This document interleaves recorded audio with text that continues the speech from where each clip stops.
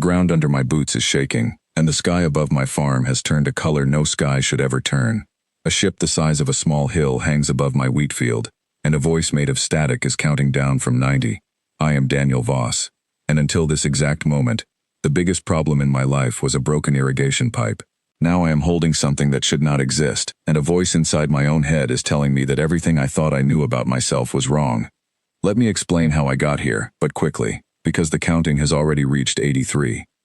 3 days ago, a streak of fire crossed the night sky and landed somewhere past Marta Kowalski's old fallow field. I thought it was a falling rock, the kind that sometimes hits our colony world and leaves nothing behind but a scorch mark and a story for the tavern. I went out the next morning with my tiller, planning to check the crater before I planted anything new in that soil. Farmers do not waste good land, even land that fire has touched. What I found in that crater was not a rock. It was smooth and black, shaped like a thick rolling pin, humming so low that I felt it in my chest before I heard it in my ears. Lines of amber light ran along its surface like veins under skin. I should have walked away. Every instinct a careful man carries told me to leave it alone and call the colony office.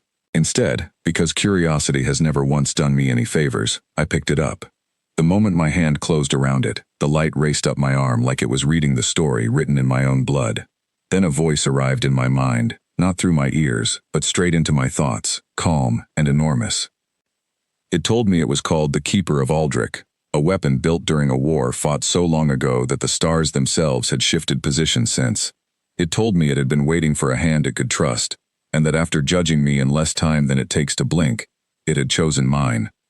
I told it, out loud, standing alone in a field like a fool, that it had made a mistake. I am not a soldier. I do not know how to fight. I know how to read soil, and predict rain, and calm a frightened animal at 3 in the morning. The voice told me that this was exactly why it had chosen me, and before I could ask what that meant, the sky above my town had already begun to change. That brings us back to now, to the ship, to the voice made of static, and to the number that has just reached 70. The voice from the ship speaks in broken trade language, telling every living person near this field that we have less than a minute to clear the area before what it calls the retrieval process begins. I understand enough of their words to know that the retrieval process means clearing everything, including every person, out of existence, so they can take what I am holding without argument. My neighbor Ellen Marsh is standing at the edge of her porch with her 2 children pressed against her legs, frozen, watching the ship the way a rabbit watches a hawk. The schoolhouse sits less than half a mile from where that ship hovers, and I know without needing to check that the children inside have no idea what a countdown like this means. There is no time to run. There is no road wide enough, no shelter deep enough, no plan clever enough to save 4,000 people in 60 seconds, so I do the only thing left to do. I stay exactly where I am, and I ask the voice in my head a single question. What do I do now? The answer comes instantly, steady, patient, almost gentle. It tells me that I have spent my whole life protecting things weaker and slower than myself, whether it was a struggling calf during a difficult birth, or a field of grain threatened by drought, or a neighbor's roof during a storm. It tells me that what I am holding is simply another tool for that same work, and that I only need to trust the instinct that has guided me every single day before this one. The weapon rises out of my palm on its own, unfolding into something that is not quite metal and not quite light, forming a wide shield taller than I am. I do not feel brave. My hands are shaking. My heart is pounding so hard I can hear it over the static voice still counting down. But my feet do not move, because behind me stands everything I have ever cared about, and in front of me stands a ship that thinks farmers do not fight back. The countdown reaches 0, and the first bolt of energy comes down from the ship like a spear of white fire. The shield catches it without so much as a tremor passing through my arms, and for one heartbeat I feel something close to hope. The ship's voice changes tone, no longer bored, now sharp with surprise. It demands that I hand over what it calls cartel property, insisting that ancient weapons found on frontier worlds belong by law to whoever claims them first. I tell it, and my voice does not shake even though the rest of me does, that this weapon has already made its choice, and if the ship wants to argue with that decision, it can come down and discuss it with every farmer standing in this field. It fires again instead of answering, 3 bolts this time, faster than before. The shield holds against the first 2, but the third slips past its edge, and I twist my body sideways without thinking, letting it graze past my shoulder instead of striking true. Pain flashes hot and sharp, but there is no time to feel it fully, because the voice in my mind is already speaking again, calm even now, telling me to raise my arm and let the weapon answer for itself. I do not know how to aim a weapon like this. I have never held anything more dangerous than a hunting rifle used for keeping foxes away from the chicken coop. But my arm rises anyway, guided by something that feels both foreign and familiar, and a beam of light leaves my palm and strikes the ship's lower sensor array with a precision I could never have managed alone. Smoke begins to curl from the point of impact and the ship tilts slightly, correcting itself in the air. The static voice loses its confidence entirely now, shouting something in a language I do not understand, and for the first time since this began, I feel the balance of the moment shift. Ellen Marsh has not moved from her porch, but she has stopped shaking, watching me instead with an expression I cannot name. Her children peek out from behind her legs, eyes wide, and somewhere behind me I hear the low murmur of other neighbors gathering at a safe distance, unable to look away. The ship fires once more, a wide blast meant to end this quickly, and I brace myself, expecting pain, expecting darkness, expecting anything except what actually happens. The shield expands on its own, wider than before, curving to cover not just me, but the length of the field behind me, protecting the porch, the schoolhouse road, everything within its reach. The blast strikes it and scatters harmlessly into the air, crackling like distant thunder before fading into nothing. I understand then, in a way that words cannot fully hold, that this weapon was never meant only to strike. It was built to shield, to hold a line, to protect exactly the kind of people standing behind me right now.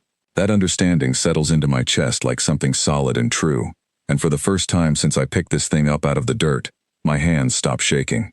Before the ship can fully retreat, a hatch along its underside opens, and 4 small drones drop free, spinning through the air on thin trails of blue light.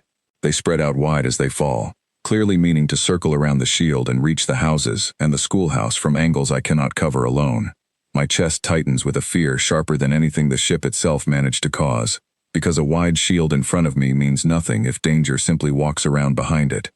The voice in my mind speaks quickly now, urgent for the first time since this began. It tells me that the shield can only hold one line, and that if I want to stop what is coming, I will need to trust it completely, releasing my grip on caution and letting it act faster than my own thoughts can follow. I do not have time to weigh that choice carefully. I simply nod, though there is no one to see the gesture, and I let go. The black stone in my hand grows warm, then hot, then blinding, and 4 thin beams of light leave it at once, each one finding a drone before it can complete its wide turn. There is a series of sharp cracks in the air, quick and clean, and each drone spins out of its path and drops harmlessly into the empty field beyond Ellen Marsh's fence line, sparking once against the dirt before falling still. No one is hurt. No house is touched. The only thing broken is the ship's plan. For a moment, everything goes completely silent, as if even the wind has paused to understand what just happened. Then the ship's static voice returns, no longer sharp with confidence, no longer certain of anything at all. It repeats its earlier claim about ownership and law, but the words come slower now, almost hesitant, like a bully who has just realized the smaller child in front of him is not going to back down. I tell it, as steadily as I can manage with my shoulder still burning from the earlier graze, that this world does not belong to whoever arrives first with the loudest ship. I tell it that the choice already made cannot be unmade by threats or countdowns. For a long moment there is no answer at all, only the low hum of engines shifting somewhere above the clouds. The ship pulls back, rising higher into the sky, its damaged sensor array trailing thin smoke against the clouds. The static voice speaks one final time, quieter now, almost cautious, saying that this world will be reported and reassessed before any further action is taken. Then the ship turns and climbs higher, faster, shrinking into a bright point before vanishing entirely from the sky. The silence that follows feels louder than the battle itself. Nobody moves for a long moment. Then Ellen Marsh's youngest child breaks free from her side and runs toward me, small arms wrapping around my leg before anyone can stop her, and something in that simple gesture undoes the last of the tension holding my shoulders rigid. By the time the colony administrator arrives with 2 officers from the garrison station, the shield has folded itself back into the black stone shape resting quietly in my palm, its amber light dimmed to a slow, steady pulse. The administrator, a tall woman named Grace Whitfield, stares at the stone like it might bite her, then looks at me like she is trying to decide whether I am the same man she has known for 6 years. I answer every question they ask as honestly as I can. I tell them about the crater, about the voice, about the choice that was made before I ever understood what was happening. I tell them I do not want fame, or a title, or a place in some hall of heroes on a world I have never visited. I tell them the only thing I want is to finish clearing that meteor field before the planting season slips away, because crops do not wait for anyone, ancient weapon or not. Grace Whitfield looks at me for a long moment, then finally nods, though I can tell she does not fully understand my answer. That is fine. I am not sure I fully understand it either. That evening, sitting alone on my porch with my shoulder bandaged and the black stone resting on the table beside me, I ask the voice in my mind the question that has been circling since the moment this all began. I ask why it chose me, out of everyone it could have found across all these years of waiting. The answer comes slowly this time, more thoughtful than before. It tells me that it was built by people who learned, through painful experience, that the most dangerous hand to hold a weapon like this is not the one seeking power, but the one that reaches for it only when gentler paths have already failed, and sets it down again the instant the danger has passed. It tells me that every powerful person it had encountered across the centuries wanted to keep it, to build armies around it, to rule with it. I am the first, it says, who only wants to put it down and go back to my field. I sit with that answer for a long time after the voice falls silent, watching the amber light pulse slowly against the darkening sky. I think about Ellen Marsh's children, about the schoolhouse still standing exactly where it always has, about the crater waiting to be cleared so that new wheat can grow where fire once fell. Word of what happened spreads through the colony faster than I expected. By the next morning, people I have never spoken to before are stopping by my gate, not to gawk, but simply to say thank you, or to ask quiet questions about whether the ship might return. I tell them the truth, that I do not know, but that if it does, I will be standing in the same place I stood before, because that is the only thing I know how to do. Not everyone arrives with gratitude. An older farmer named Harold Pruitt, who has never trusted anything he cannot fix with his own hands, stands at my gate with his arms crossed, asking why a stranger's weapon should now decide the fate of a town that managed just fine without it for 30 years. His question is fair, and I do not rush to answer it. I tell him I did not ask for this, and that I would gladly hand the stone to someone wiser, if such a person existed, and if the choice were truly mine to give away. He studies me for a long while, then finally nods once, the closest thing to acceptance a man like him is willing to offer on a single morning. It is enough. Trust, I am learning, does not need to arrive all at once to be real. 3 days later, a courier ship arrives from the sector government, carrying a woman named Nora Ashby, who introduces herself as an investigator assigned to frontier incidents. She asks me detailed questions about the weapon, about its behavior, about whether it responds to command or whether it simply acts on its own judgment. I answer as best I can, though I admit to her, honestly, that I understand the Keeper of Aldrich only slightly better than she does. She asks me what I intend to do next, the same question the ship's voice seemed to be asking without words when it retreated into the sky. I tell her exactly what I told Grace Whitfield. I intend to finish planting my fields, because the season will not stop moving just because something extraordinary has happened to one ordinary farmer. Nora Ashby studies me for a moment, the way people do when they are trying to decide if a person is being modest or simply strange. Then she tells me something I did not expect. She says that reports from frontier scouts suggest the ship that attacked us was testing the defenses of several small colonies at once, searching for worlds too weak or too disorganized to resist a takeover. She tells me that what happened in this field, small as it might seem to me, has already changed how at least one of those scouts views human settlements across this entire region. I ask her what that means for the future. She admits she does not fully know, but she says that fear built on uncertainty often keeps danger at a distance longer than fear built on open conflict ever could. The cartel, whoever they truly are, now believes that even a quiet farming colony might carry a defender capable of turning back their ships. That belief alone, she tells me, may buy this world more safety than any fleet of warships ever could. I think about that long after she leaves. I think about how strange it is that the galaxy, or whatever forces move within it, looked at my little colony and expected weakness, expected an easy target, expected farmers who would run rather than stand. Instead, they found something they clearly did not plan for, and it was not a hidden army, or a secret fleet, or some clever trick of engineering. It was simply a man who refused to move while people he cared about stood behind him. The following week, I returned to the crater where this all began, this time with a small crew of neighbors helping me clear the last of the scorched earth so we can prepare the soil properly. Ellen Marsh's children run along the edge of the field, laughing, chasing each other in circles the way children do when the world feels safe again.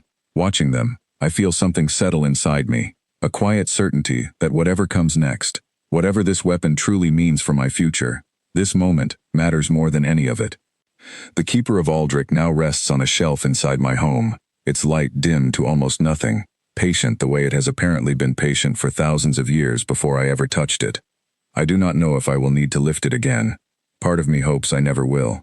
But I understand now, in a way I did not before that ship appeared in my sky, that some things choose their bearer not because of strength, or cleverness, or ambition, but because of the simple, steady willingness to stand still when everything else says run. The galaxy looked at an ordinary farmer and expected nothing worth noticing. The ancient weapon looked at the same man and finally found what it had been searching for across 11,000 years of silence. I think, in the end, both of those views were true, and I have stopped trying to decide which one matters more, because the wheat in my fields does not care which story people tell about me. It only needs planting, watering, and patience, the same three things it has always needed, long before any ship ever darkened my sky, and long after every last one of them has gone. Some evenings I still catch myself staring at the black stone on its shelf, half expecting the amber light to flare awake again, half hoping it stays quiet for many seasons to come. Either way, I have made peace with the shape my life has taken. I was a farmer before that ship arrived, and I remain one now, only with a deeper understanding of what that word has always truly meant. To farm is to protect something fragile against forces far larger than itself, season after season, without ever asking for praise. The weapon simply gave that quiet truth a form the whole galaxy could finally see.